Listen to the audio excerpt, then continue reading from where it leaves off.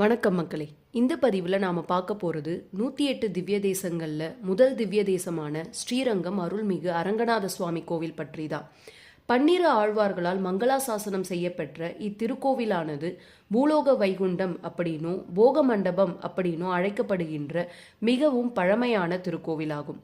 காவிரி மற்றும் கொள்ளிடம் ஆறுகளால் சூழப்பட்ட தீவில் சிறப்புமிக்க 108 வைணவ திருத்தலங்களுள் முதன்மையானதும் தானாக தோன்றிய திருத்தலங்களின் முதன்மையானதுமான மிகப்பெரிய அரங்கநாத சுவாமி திருக்கோவில் அமைஞ்சிருக்கு.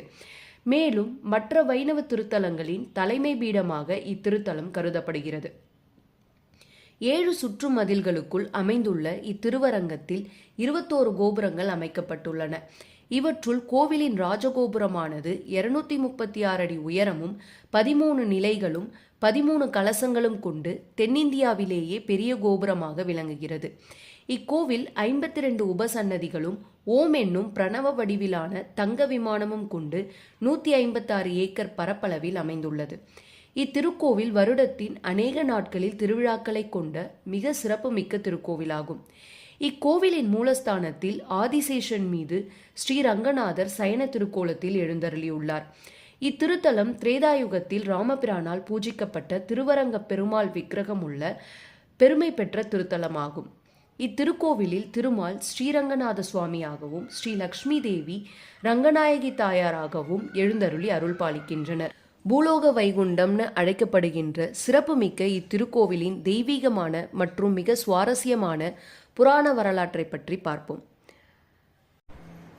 பிரம்மதேவர் படைப்பு தொழிலில் ஈடுபட்டிருந்த போது தன்னுடைய படைப்புகள் யாவும் நிலையற்றதாகவும் விரைவில் அழியக்கூடியதாகவும் இருப்பதை பார்த்து செய்வதறியாது பரமாத்மாவான ஸ்ரீமன் நாராயணரிடம் வேண்டினார். எம்பெருமான் மனமுகந்து ஓம் நமோ நாராயணாய என்னும் 8 எழுத்து மந்திரத்தை உள்ளத்தில் நிறுத்தி தன்னை வழிபடுமாறு சொல்ல அவ்வாறே பிரம்மதேவர் தவம் செய்து கொண்டிருந்தார்.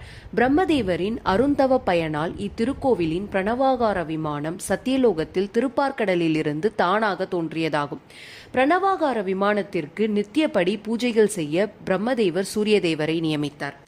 பின்னர் திரேதாயுகத்தில் வைவஸ்வத மனு அவரது மகன் இஷ்வாகு ஆகியோர் பூஜித்து வந்தனர்.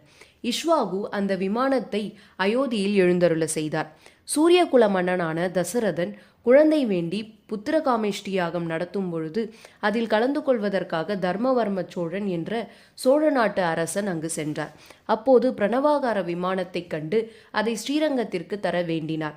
அதற்கு தசரதன் மறுக்க ஸ்ரீரங்கத்தில் சந்திர புஷ்கரணி அருகில் அமர்ந்து பிரணவாகார விமானம் வேண்டி நெடுங்காலம் தவம் புரிந்தார். தசரதரின் மகன் ராமபிரான் அந்த விமானத்தை அவரின் பட்டாபிஷேகத்திற்கு வந்த விபீஷ்ணருக்கு பரிசாக அளித்தார்.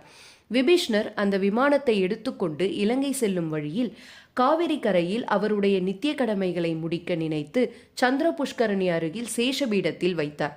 சிறிது நேரம் கழித்து விமானத்தை எடுக்க முயற்சிக்கையில் முடியாமல் போனது. இது கண்டு பெரும் கவலையுற்ற விபீஷ்ணரிடம் பெருமாள் தோன்றி தான் முன்னரே காவிரி கரையில் எழுந்தருள நினைத்திருந்ததாகவும் எப்பொழுதும் தென் திசையில் இலங்கையை நோக்கியே காட்சி கொடுத்து சயனித்து இருப்பதாகவும் தெரிவித்தார். அப்பொழுது அங்கே தவக்கோலத்தில் இருந்த தர்மவர்ம சோழன் கண்விழித்து பார்த்தபோது அங்கு பிரணவாகார விமானம் இருப்பதைக் கண்டு மிகவும் மகிழ்ச்சி அடைந்தார். விமானத்தை சுற்றி மதில் சுவர்கள் எழுப்பி பூஜை செய்து வந்தார். இந்த சந்திர புஷ்கரணியின் அருகில் அமர்ந்து பெருமாளிடம் வேண்டினால் கேட்டது கிடைக்கும் என்பது நிச்சயம். இவ்வாறுதான் ஸ்ரீரங்கத்தில் சயனகோலத்தில் காட்சியளிக்கும் ரங்கநாத சுவாமி வடநாட்டில் இருந்து பயணித்து தென்னாட்டில் எழுந்தருளி நம் அனைவருக்கும் அபயம் அளித்து கேட்டது கொடுத்து அருள் பாலித்து வருகிறார். இந்த பதிவு உபயோகமாக இருந்தால் லைக் பண்ணுங்க. மற்ற திவ்ய தேசங்கள் பற்றியும் தெரிந்து கொள்ள நம்ம சேனலை சப்ஸ்கிரைப் பண்ணுங்க. நன்றி.